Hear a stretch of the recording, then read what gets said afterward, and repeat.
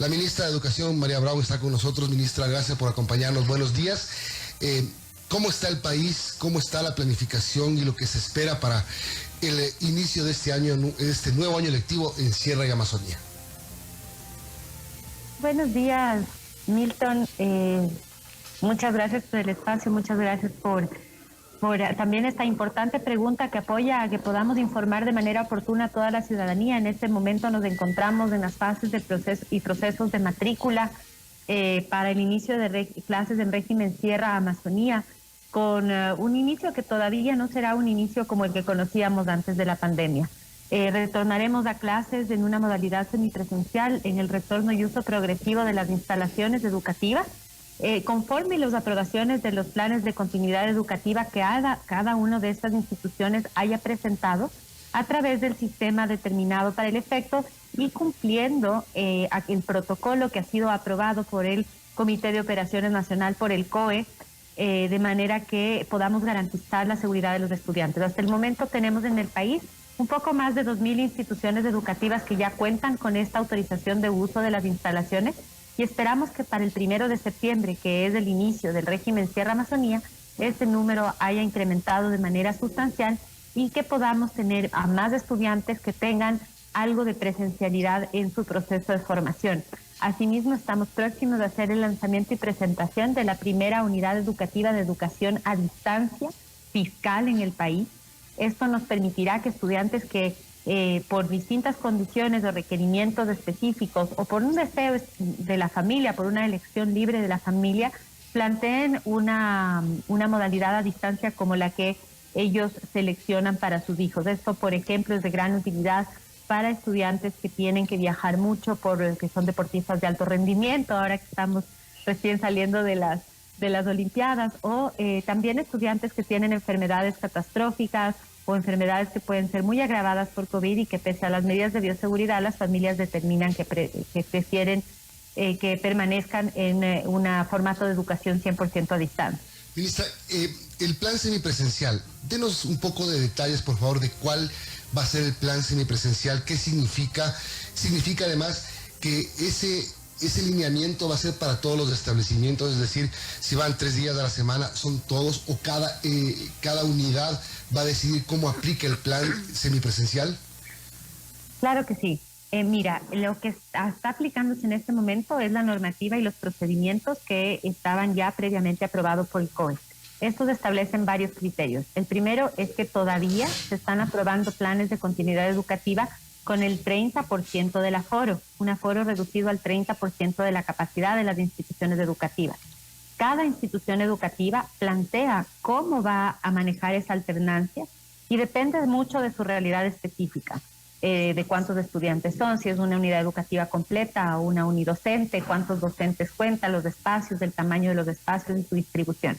Por lo tanto, vemos distintas propuestas. Hay instituciones que han planteado el retorno solamente de algunos años lectivos, de los estudiantes solamente de bachillerato, por ejemplo. Hay algunas que han planteado esa solución. Son acuerdos a los que se llega con la comunidad educativa y entre la comunidad y la institución. Ahora bien, hemos estado revisando los protocolos ya con la experiencia que hemos tenido desde el inicio de este ejercicio si ustedes recuerdan, abrimos esta posibilidad en el mes de junio. Durante estos meses ya hemos podido evaluar los resultados y estamos haciendo unos ajustes a los lineamientos.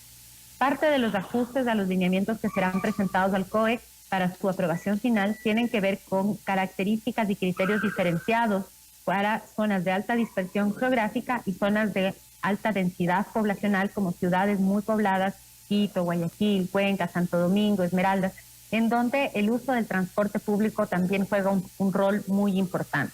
Y la institución educativa urbana, en este caso, deberá cumplir además con los protocolos de uso de los transportes, del transporte escolar y del transporte público. Pero hay tantos modelos como instituciones educativas, porque cada institución educativa plantea una salida. Sí, iremos haciendo también un llamado a unos retornos ya más regulares conforme avancemos en la vacunación de los jóvenes. Hasta el momento hemos ya avanzado con vacunación de jóvenes a partir de los 16 años. Esto abarca a estudiantes de segundo y tercero de bachillerato, pero conforme va también seguimos avanzando en el proceso de vacunación. También ya se va a incorporar a estudiantes de 14 años en adelante, permitiendo que la gran mayoría de los jóvenes de bachillerato estén vacunados, y esto también nos va a dar mayor tranquilidad para que los retornos puedan darse de manera más generalizada. Entonces, poco a poco vamos a ir haciendo estos ajustes conjuntamente con el COE y en una coordinación muy cercana con el Ministerio de Salud Pública, porque no podemos ignorar y considerar que está superada la pandemia, sino que tenemos que seguir manteniendo unas medidas de bioseguridad que no nos haga retroceder en este ejercicio, sino más bien avanzar de manera, tal vez para algunos pueda ser percibida como que no se avanza lo suficientemente rápido, pero tiene que ser prudente para que luego no tengamos que retroceder y sobre todo no afectemos la salud y el bienestar integral de los estudiantes. Totalmente. Son las 7:19, estamos conversando con la ministra María Brown, ministra de Educación.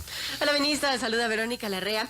Yo le quiero preguntar, ministra, sobre estos cambios que existen tras la firma de este decreto ejecutivo 145, que entiendo que es para promoción y reactivación de las instituciones educativas con modalidades flexibles y también el tema de la tecnología, la inclusión de herramientas tecnológicas. Cuéntanos un poco qué cambios se plantean tras la firma de este decreto ejecutivo. Bueno, este decreto ejecutivo ha sido un hito muy importante dentro de estos primeros 80 días. Todavía no llegamos a los primeros 80 días de gestión para ya cristalizar varias de las propuestas que se plantearon en los 5 ejes y 20 acciones del Ministerio de Educación. En particular, este decreto ejecutivo aborda 2 áreas. La primera es libres y flexibles. En esta área, si ustedes recuerdan, hablábamos de la autonomía responsable y corresponsable de las instituciones educativas y de la comunidad educativa en general, y de la flexibilización del sistema educativo para que se reduzca la carga administrativa y de control y más bien se impulse la innovación educativa y el desarrollo de nuevas modalidades. Con este decreto tiene un alcance bastante grande, pero voy a mencionar los principales cambios que nos permiten avanzar en este sentido. En primer lugar, se han aprobado las modalidades flexibles y por eso la creación que mencionaba hace un momento de una unidad educativa a distancia. Se han aprobado las modalidades educativas de educación a distancia y semipresencial, y esto nos permite avanzar a regular este tipo de modalidades, a aprobarlas para todos los niveles educativos. Antes, estas modalidades estaban solamente permitidas en el reglamento de la Ley Orgánica de Educación Intercultural para estudiantes mayores de 15 años con rezago educativo severo, es decir, procesos de alfabetización y post-alfabetización. Ahora estamos, al igual que otros países, a la vanguardia y podemos ofertar este tipo de modalidades que en la pandemia se habían hecho excepcionales, pero que en el mundo ya son comunes porque responden a realidades y necesidades diversas. Otro elemento es la flexibilización del proceso del examen de graduación, que hasta ahora ha sido un examen solamente complexivo, tiene que ser un examen escrito, y esta modificación nos permite tener una prueba o una evaluación más flexible, que además valore con menor peso, si se quiere, un solo proceso de evaluación, sino que tome en consideración toda la trayectoria educativa del estudiante con un ejercicio de mayor autonomía también para poder ir adecuándonos a las circunstancias. La elección libre e informada al momento de optar por los recursos y ofertas educativas particulares y subcomisionales, y se elimina el aval de libros de texto, haciendo que la institución educativa sea la que seleccione y se haga corresponsable de identificar el tipo de materiales educativos que utiliza la institución educativa subcomisional y particular, que representan cerca de 3.000 instituciones de las 16.000 que tiene el país. Y el Ministerio de Educación pues podrá dedicarse con mayor énfasis a revisar todos los procesos de compras públicas de los libros de texto y material pedagógico que se entregan en el sistema educativo fiscal, como promotor del sistema educativo fiscal, que es lo que le corresponde, innovando también el contenido para que sea y aborde las diversidades, la diversidad de opciones que existen en el mundo en este momento, ciencia, tecnología, ingeniería y matemática, etc. Asimismo, hemos simplificado significativamente los trámites de permisos de funcionamiento. Ahora se ha eliminado que se deba repetir este trámite de manera obligatoria cada 3 años, pese a que no existan cambios en la oferta. Ahora se simplifican los requisitos sin que esto implique que sufra la calidad. Simplemente había requisitos que no tenían sentido, no tenían razón de ser, y ahora se solicita a las instituciones educativas que reporten cuando hay un cambio o que soliciten la ampliación de la oferta si es que desean que esto se incorpore. Mayor transparencia, que las instituciones educativas publiquen los costos de pensiones, matrículas y también otros valores que puedan cobrar para que las familias puedan tomar decisiones informadas sobre a qué institución educativa o si es que optan por una institución educativa particular o fiscomisional, de manera tal que puedan planificar su economía de una manera absolutamente transparente y que se puedan comprometer a asumir esa responsabilidad y que no existan carteras vencidas tan grandes como ahora en algunos casos de instituciones particulares y fiscomisionales de fin. Y esto también, de alguna manera, busca facilitar la elegibilidad de los maestros, de los docentes, reducir los tiempos, los plazos para los concursos de méritos y de oposición. Así es, Milton. Hemos reducido el tiempo que se tomaba en la norma de 13 meses a 6 meses. Esto nos va a permitir que tengamos un mayor número de concursos que sean además más frecuentes y que podamos ir sustituyendo a aquellas partidas vacantes o a aquellas también aquellos espacios que ahora están ocupados con nombramientos o contratos para que la mayor cantidad de docentes posibles en el país cuenten con el mismo tipo de contrato que es un nombramiento definitivo. Asimismo, hemos ampliado el plazo de ese primer paso del proceso de concursos de méritos de oposición que se llama elegibilidad, que antes tenía una duración o una vigencia de 2 años y que ahora tiene una vigencia de 5 años, dado que docentes debían de su propio pecunio, de su bolsillo, pagar una nueva evaluación cuando no ha habido concursos y no han podido participar luego en las siguientes fases de los concursos de méritos de oposición y tenían elegibilidad, constituyéndose esto también en una barrera y en un recurso que ellos debían invertir prácticamente cada 2 años. Bueno, muy importante que estos cambios se puedan implementar, ministra. ¿Qué expectativa se tiene con esta vuelta a clases que ya se viene para la sierra? Y cómo estos cambios van a irse incluyendo ya en esta vuelta a clases, en este nuevo periodo. Incluir? Exactamente. Bueno, estos ya están, estamos trabajando ya para que estos se incluyan de manera inmediata. De hecho, ya hemos estado en algunas reuniones con los interesados para que salgan los acuerdos ministeriales que regulan estos procesos. Antes del inicio del régimen Sierra Amazonía ya tendremos todos estos procesos regulados. En el cambio de modalidades de adquisición y el tipo de libros de texto que sí estamos trabajando, es un proceso un poco más largo y que tomará por lo menos un año lectivo, porque debemos diseñar los nuevos requerimientos para que editoriales y proveedores de este tipo de recursos puedan desarrollar prácticamente desde cero estos nuevos materiales para poder ser adquiridos por el Ministerio de Educación, además considerando que ya habían procesos de adquisición con los lineamientos previos y pues hay que utilizar esos recursos que ya el Estado invirtió en ellos. Pero en la gran mayoría de casos estamos hablando de que en las próximas 3 semanas saldrán ya pues todos los nuevos lineamientos y las nuevas directrices, tanto para permisos de funcionamiento de instituciones educativas, cuanto el control y regulación de los costos de la educación particular y fiscomisional, los lineamientos de transparencia, los lineamientos para verificar que las instituciones particulares adquieran libros que cumplen con los con el currículo nacional en una declaración juramentada. Que debe contener esta declaración juramentada? Ya está implementado desde el primer día y desde la publicación del decreto, la reducción de los plazos de los concursos de méritos de oposición y la ampliación de la validez de la elegibilidad. Por lo tanto, ya está implementado y esperamos que para ya el año lectivo Sierra tener ya algunas ofertas formativas de educación flexible. Como les decía, abriremos pues la primera oferta formativa flexible de una institución educativa destinada específicamente para esta modalidad gratuita y del Estado. Ministra, 2 cosas sobre la vuelta a clases. Primero, ¿no les preocupa al punto de llegar a replantearse lo que va a ocurrir a partir de septiembre, en la presencia de las variantes del COVID-19 en el país? Y ahí mismo le pregunto, porque usted ya me mencionó el tema de la vacunación. ¿Se está pensando en estas campañas de que digamos, el Ministerio de Salud vaya a los colegios a vacunar a los niños cuando les toque, y así esto se resuelva mucho más rápido? Claro que nos preocupa, es además un elemento que constantemente estamos trabajando con el Ministerio de Salud Pública.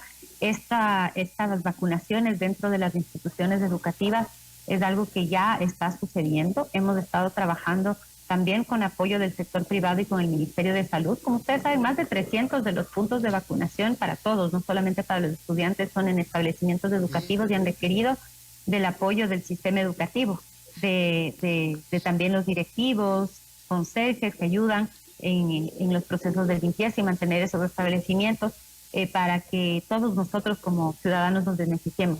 Ahora, iniciamos con una campaña de vacunación específica para estudiantes en coordinación con el Ministerio de Educación y hemos hecho convocatorias en las 9 zonas del país. Existen 605.936 estudiantes de entre 16 y 18 años de edad en el sistema educativo nacional y hasta el momento ya hemos superado los 280.000, estamos próximos a llegar a los 300.000 estudiantes en ese rango etario vacunados. Inclusive en algunas provincias donde existe una mayor presencia de estas variantes que acabas de mencionar, hemos redoblado esfuerzos para poder avanzar inclusive con estudiantes a partir de los 14 años. Una vez que cumplamos con esta población, que es la población que también es más afectada por este tipo de variantes, podemos ir contemplando ya pues la alternativa y las opciones que se puedan para poder ir también vacunando a jóvenes o niños de menores de edad. Pero hemos avanzado muy rápido. En menos de un mes hemos vacunado casi 700.000, como les decía, personas de los cuales, o estudiantes de los cuales 680 aproximadamente son de estudiantes de entre 16 y 18 años del bachillerato. ¿Y los profesores están toditos vacunados?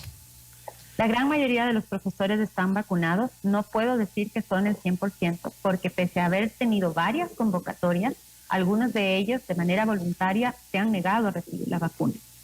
Este llamado, aprovecho. Sí, porque no es obligatorio, entonces eso le iba a preguntar, ¿qué pasa con ellos?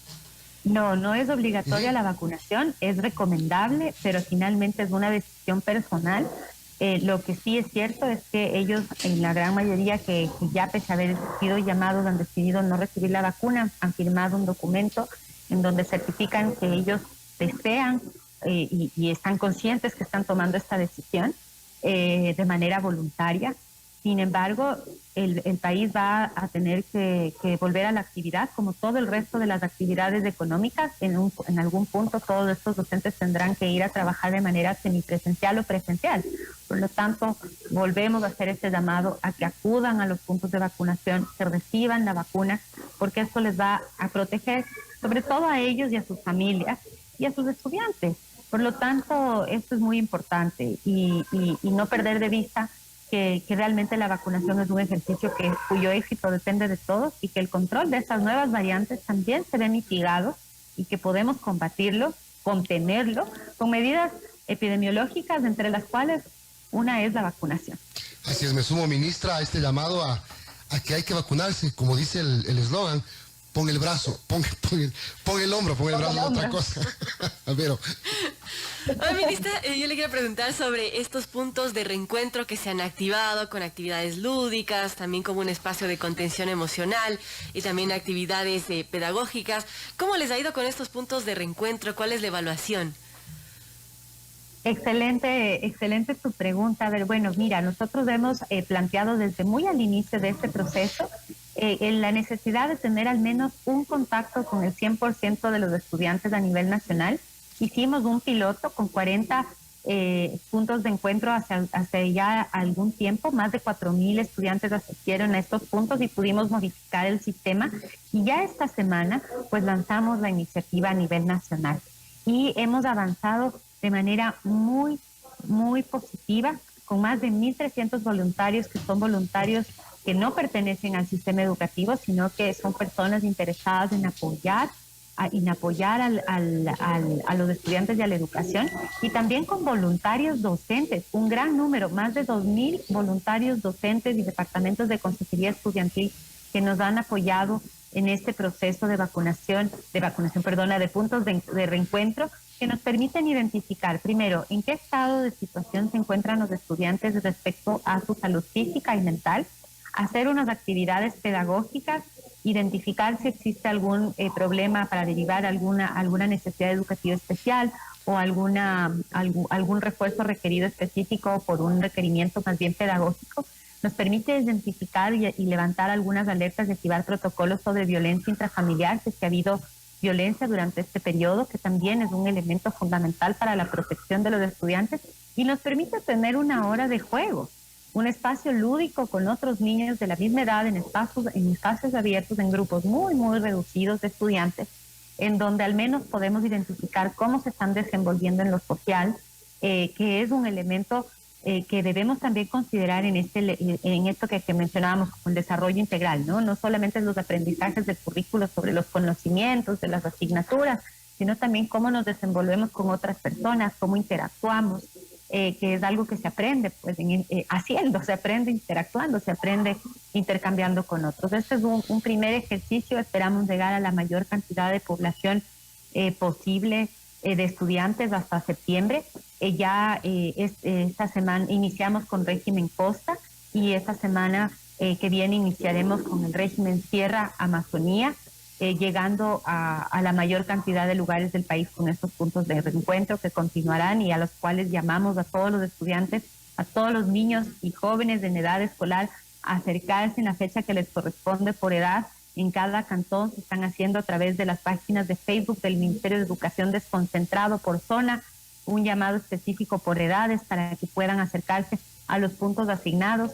Es una especie de censo, es una especie de registro que como les decía, nos da mayor información y que permite que tengamos este primer contacto con los que todavía no han vuelto a la presencialidad o semipresencialidad. Son las 7:35, estamos conversando con la ministra María Brown, ministra de Educación. Ministra, me gustaría profundizar más en el tema de la vuelta a clases, en el tema psicológico de los niños, la afectación que han tenido, la deserción escolar, pero tenemos poquito tiempo y me quedan dos temas más, que uno de ellos es la Ley Orgánica de Educación Intercultural. Este pronunciamiento de la Corte Constitucional que sin duda sacudió, pero el gobierno tomó una decisión. ¿Qué van a hacer ahora? Nosotros, como Gobierno Nacional, desde el inicio, en este caso como representantes del Gobierno Nacional, desde el inicio de este proceso, hemos sido muy claros en que la postura es respetar la decisión de la Corte. Ese respeto, por supuesto, se mantiene.